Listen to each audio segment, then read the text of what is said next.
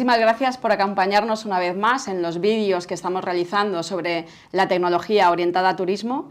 Y hoy vamos a hablar de la nube, del concepto de cloud. Y tenemos la inmensa suerte de contar con Andrés Bordoy, que es el responsable del segmento de empresas en Amazon Web Services. Hola Andrés, buenos días, ¿cómo estás? Muy buenos días, Mar. ¿Qué tal? Muchas gracias por tenerme aquí. Gracias a ti, gracias a el Tour. Pues nada, lo primero que yo creo que tenemos que contar es qué es esto del concepto de la nube o qué es esto del cloud. Buena pregunta porque es un poco abstracto, la realidad, ¿no? Y me voy a remontar un poco a la historia de cloud, ¿no? Cloud arranca allá por el 2007, cuando Amazon como tienda online, basada 100% en tecnología, porque es tienda puramente online, se da cuenta que tiene unas necesidades a lo largo del año como muy variables en cuanto a demanda de tecnología y a criticidad de la tecnología, ¿no? Entonces, como consecuencia de un proyecto de innovación dentro de Amazon, dice, oye, este problema que hemos resuelto para la tienda online con esta criticidad, posiblemente sea un problema que afecte también a otros sectores, a otras industrias, etcétera, ¿no? ¿Por qué no lo convertimos en un servicio y probamos a ver si efectivamente lo bien que nos ha ido a nosotros puede resultar resolutivo para otras industrias? Y ahí arranca, ¿no? Entonces arranca hace 16, 17 años con un abanico de servicios muy sencillito, en aquel momento muy centrados en el mundo del storage, del almacenamiento de la información, utilización como terceras copias, luego entró ya el mundo de la computación y poco a poco ha ido avanzando durante 16, 17 años hasta donde estamos hoy. Entonces, a tu pregunta, ¿qué es cloud, no? Cloud al final es un conjunto de infraestructuras físicas, o sea, son edificios, como cualquier edificio técnico que tenemos, ubicados en determinadas regiones estratégicas. Nosotros lo que llamamos regiones cloud a un conjunto de varias zonas de disponibilidad. Son data centers separados, cada región son data centers separados unos 60, 70 kilómetros, con mucha tecnología dentro, ¿no? Y lo que en definitiva permite es que las aplicaciones que hasta ahora corrían en la casa de los clientes se puedan mover hacia un sitio que ha sido diseñado específicamente para eso y por tanto correrlo todo de una manera más sencilla, más ágil, más segura porque está pensado para optimizar el funcionamiento tecnológico. Y bueno, a día de hoy, pues como Amazon Web Services, tenemos 29 regiones distribuidas por todo el mundo, la última de las cuales, además, en España, sí. Que ha arrancado hace escasas semanas, ¿no? La inauguramos conjuntamente con el presidente del gobierno y las patronales hace muy pocos días en Madrid. Sí. Es una región que ha nacido en Zaragoza, tiene de nuevo 3 zonas de disponibilidad. Bueno, es una región también alimentada completamente por energías renovables, gracias a un conjunto de 16 iniciativas de energía verde, ¿no? Tanto solar como fotovoltaica, y que de alguna manera, si hasta ahora la cloud ya estaba disponible para todo el segmento, para todos los clientes empresariales de España, pues ahora más, porque ahora la tenemos incluso más cerca, ¿no? O sea, ahora la tenemos más cerca significa que podemos asegurar que los datos están en España, podemos asegurar que la conexión entre las empresas y la cloud, al estar tan cerca, antes eran a lo mejor 60, 70 milisegundos, ahora son 5 o 6 milisegundos. Claro. Y en definitiva, bueno, es una oportunidad realmente para el tejido empresarial poder innovar por el hecho de poder acceder a un amplio abanico de tecnologías, ¿no? Esto es cloud. Yo me imagino, ¿no? Las empresas, ¿no? Que además todos tenemos un departamento de sistemas y veníamos de infraestructuras en nuestra casa, y alrededor de esas infraestructuras tienes que tener gente preparada para mantener eso, ¿no? Y el concepto de llevar a la nube realmente es eliminar esos contact centers y esas centrales, ¿no? Esos sitios donde están las máquinas, y ahora nos los llevamos a Amazon, ¿no? Donde realmente nos dan esos servicios, ¿no? Entonces, cuéntame un poco qué servicios ofrecéis para que todo el mundo pueda entender que realmente, si ponemos los servidores en manos de los clouds principales, hay una parte también de ahorro de costes, hay una parte también de gestión de la seguridad, como has avanzado antes, sobre todo por la ciberseguridad y todos los ataques que estamos teniendo actualmente, ¿no? Entonces, cuéntanos un poco servicios, ¿qué servicios dais? A ver, yo creo que la manera también de poner esto un poco en orden, yo diría, por un lado, los servicios fundamentales, fundacionales en cloud, son los que existen en un data center, ¿no? La computación, el almacenamiento de la información, el backup de la información, todo lo que es, todos los servicios de redes para que todas estas cosas se comuniquen entre ellas. Esos son los servicios fundacionales, ¿no? Pero luego, conforme ha ido pasando el tiempo, se han ido incorporando muchos más servicios. En estos momentos, por ejemplo, Amazon Web Services tiene más de 200 servicios, que por cierto, esta incorporación de servicios se ha producido gracias al feedback. El 95% de estos servicios tienen su origen en el feedback que los clientes nos habéis ido trasladando a lo largo de la historia, ¿no? A través de un mecanismo se van incorporando estos feedbacks y eso es lo que alimenta la evolución del portfolio, ¿no? Entonces el portfolio en estos momentos ha avanzado para poder cubrir prácticamente cualquier problemática digital, ¿no? Y entro en detalles. Por ejemplo, en el mundo de los datos, ¿no? En el mundo de los datos pues tenemos desde compañías que necesitan capturar datos de sus hoteles a través de Internet de las Cosas, ¿no? Hacer una ingesta de datos, almacenar esos datos, ordenarlos para que puedan ser explotados, presentar los datos hacia paneles que nos permitan ver cómo van nuestras ventas, cómo van nuestra planificación de procesos. Incluso, luego, sobre esa base de datos, poder hacer ya una explotación más avanzada, que es lo que conocemos por inteligencia artificial y machine learning, que una vez ya los datos están en la nube, el poder implantar este tipo de tecnologías pues para poder modernizar nuestros negocios. Yo creo que luego podremos quizás entrar en algunos detalles que permitan a nuestra audiencia entender cómo eso puede impactar, ¿no? al sector travel, ¿no? Entonces estos son los servicios, ¿no? Entonces de alguna manera lo que permite sí o sí es sustituir lo que hasta ahora teníamos en los data centers y llevarlo a un entorno mucho más cómodo, porque gran parte de los servicios que hasta ahora se tenían que dar in situ, de cablear, de comprar y esperar X meses para poder recibir un recurso, estar pendiente de la cadena de suministro que por no sé qué crisis logística no llega a la máquina, incluso toda la parte de parchear los sistemas, toda esa parte de lo que llamamos heavy lifting, o sea, tareas pesadas que hasta ahora tenían que hacer los equipos de tecnología, cuando mueven su tecnología hacia la nube, se quitan una enorme parte de ese peso, porque directamente la nube lo ejecuta de forma automática, y todo ese trabajo, esa capacidad de trabajo, los equipos técnicos lo pueden invertir en estar más cerca de sus negocios y ver cómo contribuir con las áreas de marketing, con las áreas de recursos humanos a digitalizar el negocio, ¿no? Esa es la magia, con lo cual hay un componente que es de sustitución y luego hay otro componente que es de innovación. Es decir, aparte de sustituir lo que ya tenía, gracias a tener mis sistemas en la nube, voy a poder tener una cantidad de servicios en formato pago por uso que nos va a poder permitir experimentar más cómo determinadas tecnologías pueden ayudar a mi agencia de viajes, pueden ayudar a mi pequeño hotel vacacional o hotel urbano, o si soy un receptivo. Voy a tener siempre retos de negocio que al estar en cloud me va a permitir experimentar con diferentes tecnologías con mucho menos riesgo financiero y tecnológico, ¿no? Aquí, a ver, para mí es como un cambio de paradigma, ¿no? Porque venimos de pues, mainframes o infraestructuras y ahora nos vamos a servicio a la nube. Venimos de compra y ahora de pago por uso. Es decir, no es un cambio solo a nivel de sistemas, es un cambio a nivel de toda la organización, ¿no?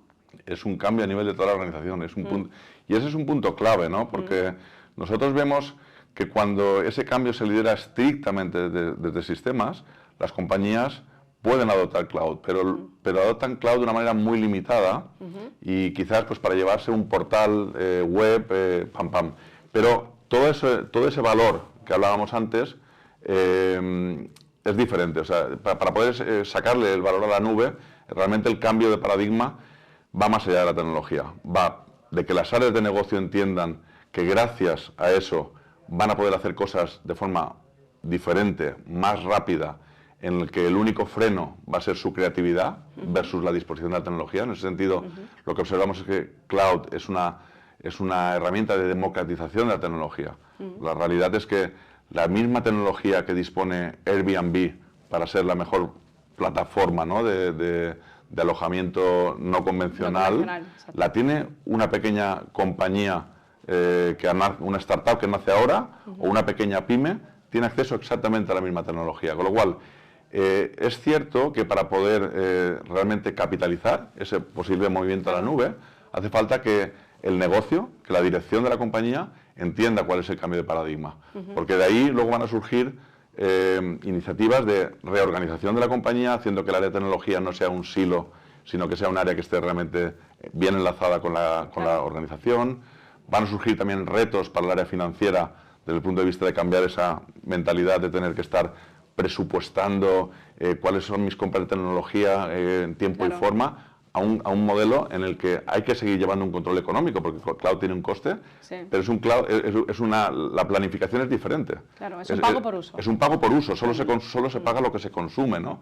Entonces ahí el reto quizás ya no es hacer un forecast, porque lo que quieras lo vas a poder tener. Quizás el reto es, oye, ¿cómo cuando las diferentes áreas vayan consumiendo esto, puedo asegurarme que cada área sepa bien lo que consume? ¿Cómo puedo tener alarmas de control del consumo para asegurarme que el hecho de que me voy a un pago por uso no significa que me voy a un entorno no controlado? Con lo cual, para el área financiera también es un challenge. En definitiva, vemos que las compañías que realmente han conseguido innovar gracias a cloud, como puedan ser pues Airbnb, como puedan ser las nuevas nativas digitales, Cabify, por ejemplo, ¿no? que son compañías all-in en AWS, el impulso viene por tener ese entendimiento un poquito más holístico, en el que toda la compañía dice, oye, todas a una y ya, ya por ello, ¿no?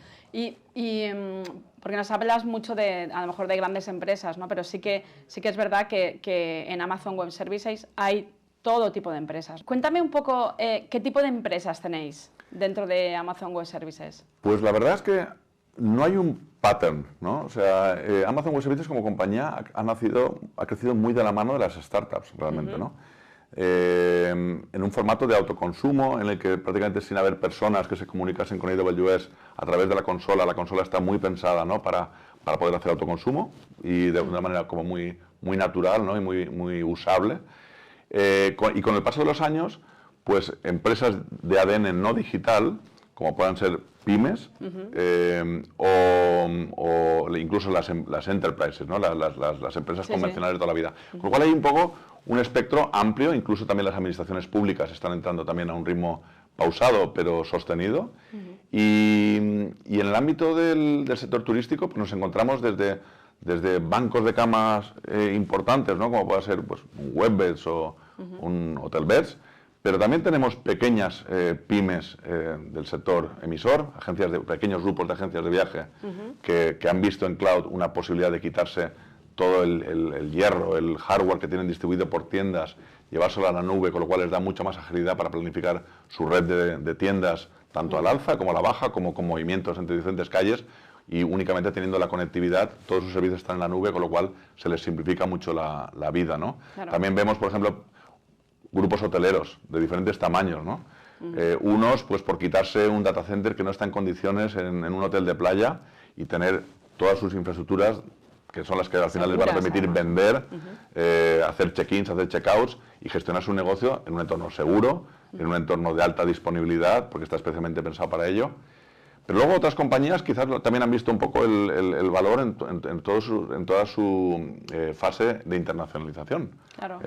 Compañías incluso de aquí también de españolas, ¿no? y baleares, cuando se han ido allende los mares, el hecho de estar en cloud también les ha facilitado el poder en Caribe pues abrir sus sistemas, extender sus sistemas a través de la cloud a las regiones que están cerca de Dominicana y México, y también han visto una simplificación operativa, ¿no? Con lo cual, realmente yo diría que tenemos ejemplos numerosos en agencias de viajes, en tour operadores, en bancos de cama, en agencias receptivas, en compañías hoteleras, tanto el segmento urbano como el segmento vacacional, y luego también muchísimo en compañías aéreas, ¿no? Las compañías aéreas también han sido grandes tractoras de la adopción cloud en el sector turístico por la variabilidad que han tenido en su demanda, ¿no? Por la estacionalidad intradía, intrasemana, intraaño, ¿no? Sí, porque esa es una de las principales ventajas. Si tú tienes valles de actividad,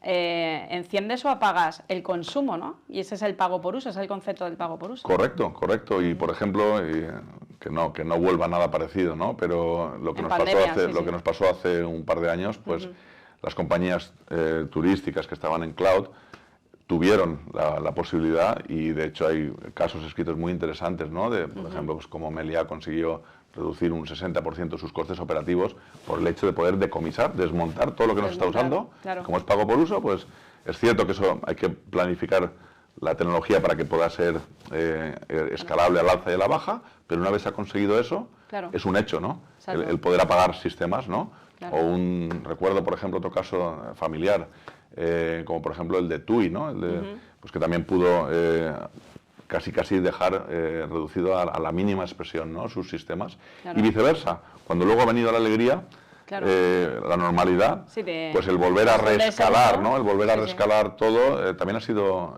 sencillo, ¿no? Claro. Y es una de las ventajas, evidentemente no la única, porque esta sería más la de cloud como tecnología sustitutiva, luego hay otras, pero esta es una de ellas, clarísimamente. Y pensando en todas las ventajas y lo que estamos hablando todo el rato de ventajas, ¿tú cuál crees que son las barreras para hacer ese cambio, ¿no? Porque es que cloud nos aporta muchísimo, ¿no? Nos aporta agilidad, nos aporta innovación, nos aporta internacionalización, nos aporta tantas cosas que dices, ostras, yo no sé cómo no todo el mundo ya está en cloud. ¿Cuáles son las barreras? Bueno, pues a ver, no es fácil, porque esto no es me desenchufo de aquí y me enchufo allá. También estaríamos subestimando la labor de las áreas técnicas y es cierto que moverse a cloud requiere un trabajo importante. Pero la realidad es que los principales elementos de bloqueo, por decirlo de una forma, yo describiría dos, ¿no? O sea, por un lado está el hecho de que el negocio, si cloud únicamente se interpreta como una sustitución de la tecnología, puede no ser una prioridad para el negocio, porque si el área de tecnología está haciendo un buen trabajo con sus data centers, bueno, pues aquello sigue, ¿no? Y aquello sigue, no olvidemos que hablamos de empresas que tienen 30, 40, 50 años de funcionamiento, con lo cual, ¿por qué meternos en un charco, ¿no? En un charco, digamos, de cambio, cuando lo que tengo funciona, ¿no? Esto ocurre cuando únicamente las áreas de negocio interpretan cloud como una sustitución tecnológica. En el momento que las áreas de negocio, y hablo desde el CEO a cualquier miembro del comité de dirección, marketing, ventas, recursos humanos, operaciones, hacen ese ejercicio de entender el impacto de la digitalización y se produce una apuesta top-down dentro de la organización, en ese momento es cuando realmente se acelera la adopción, ¿no? Y es cuando vemos que las empresas realmente entran en la senda de lo que llamamos ¿no? la transformación, ¿no? del negocio basados en tecnología y en digitalización. Pero claro, eso está ocurriendo, pero no ocurre en todas las compañías hoy. Y por eso la adopción va a un ritmo cada vez más rápido, pero queda mucho por hacer. Conforme las áreas de negocio van entendiendo el cambio de paradigma y cómo eso puede no solo cambiar la tecnología, sino mejorar la cuenta de resultados, ahí hay un componente, digamos, de aceleración. Y ese es uno de los bloqueos y es una de las áreas en las que estamos trabajando todos, ¿no? Con más intensidad. Aquí, gracias a este programa, servirá para que más de uno también entienda, ¿no? Este cambio. Las compañías tecnológicas lo intentamos, las administraciones lo están también intentando y poco a poco es cierto que todo esto se está acelerando, ¿no? El segundo frente, cuando hablamos de bloqueos, sería un poco la pata de talento. ¿Por qué? Porque cloud es tecnología, pero no es tecnología al uso. Es un cambio de paradigma, lo hemos dicho, ¿no? O sea, cambia la forma en cómo tecnología deja de ser un silo y tiene que estar pegado al negocio para que toda esta innovación realmente se convierta en elementos concretos, con nombre y apellidos, ¿no? O sea, oye, ¿cómo voy a poder fidelizar a mi cliente mejor? ¿Cómo voy a poder evitar reducir el churn? ¿Cómo voy a mejorar el loyalty de la compañía, ¿no? Etcétera. Entonces, la parte, digamos, de talento dentro de las compañías también tiene que cambiar para poder entender este negocio, para poder entender estas posibilidades, ¿no?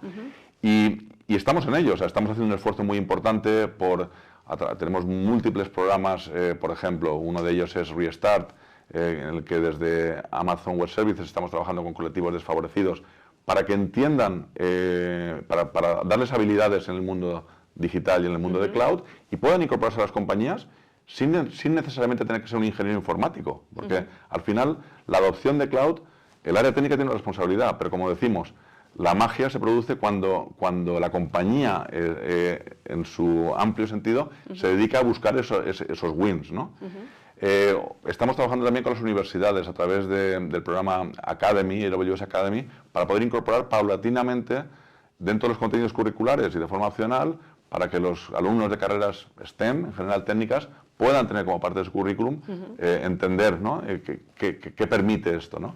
Bueno, y este esfuerzo, digamos, y lo que estáis haciendo también desde las compañías, ¿no? De programas de upskilling dentro de la compañía, ya no opcionales, sino como una cosa reglada, tan importante como cumplir con la misión que cada uno tiene, ¿no?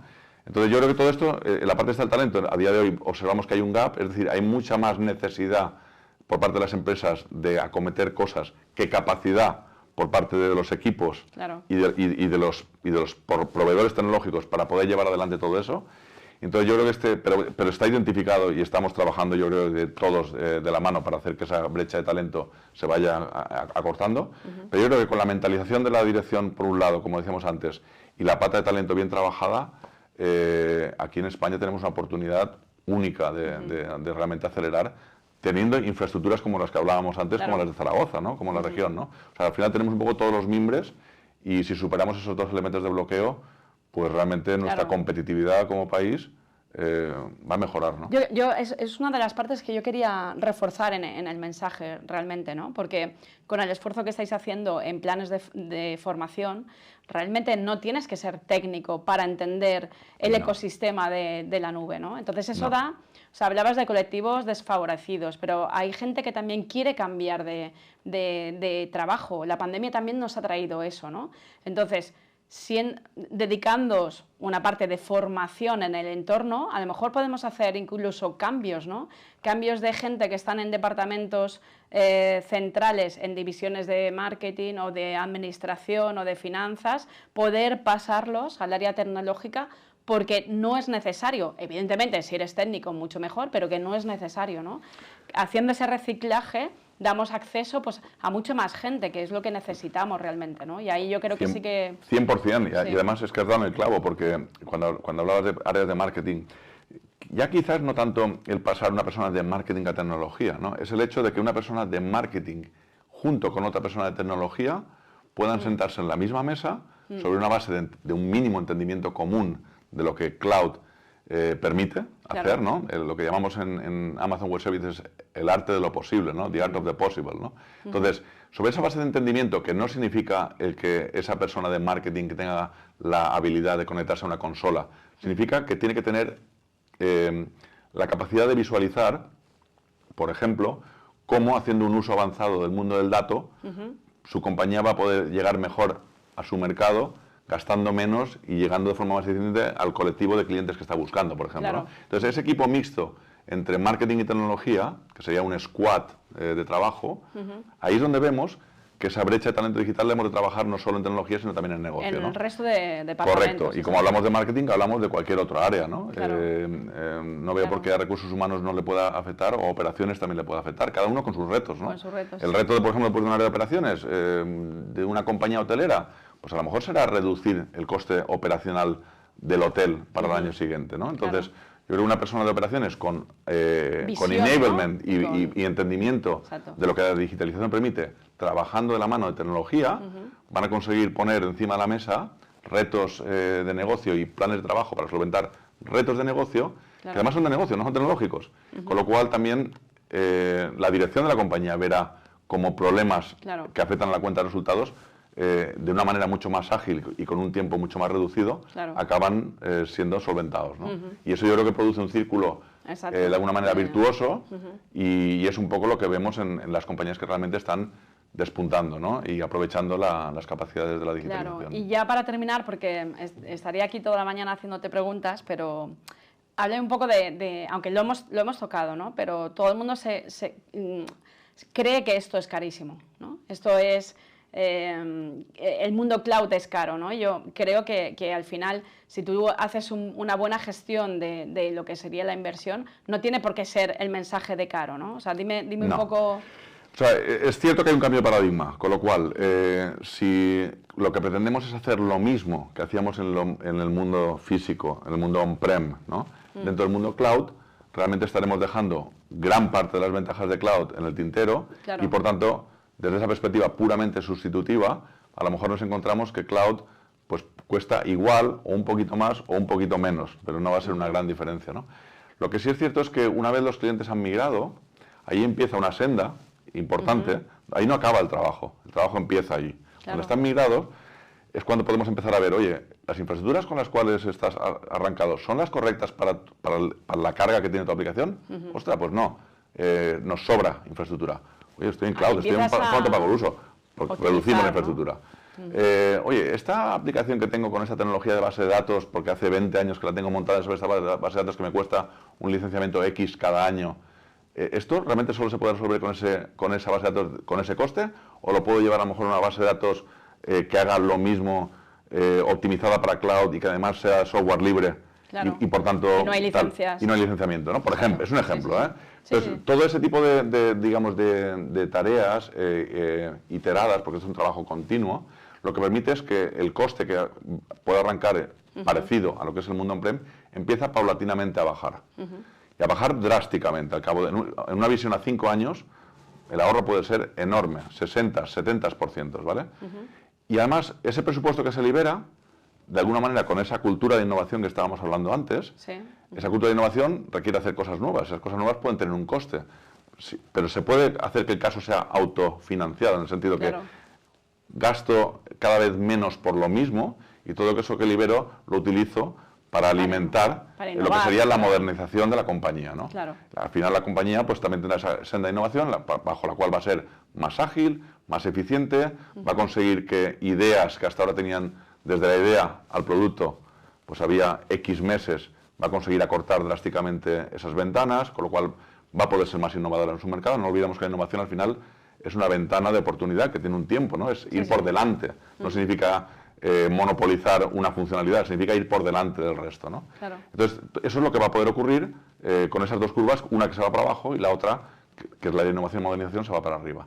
Entonces, lo que pasa es que es verdad que hay que entender que es un cambio de paradigma y que para que eso ocurra, hay que querer que ocurra y hay que trabajar concienzudamente para ir obteniendo esas eficiencias. Claro, nada, un equipo de operaciones y otro de sistemas trabajando juntos por un bien común, ¿no? Y por un objetivo. Pues nada, muchísimas gracias, Andrés, por este tiempo. Muchas gracias a vosotros.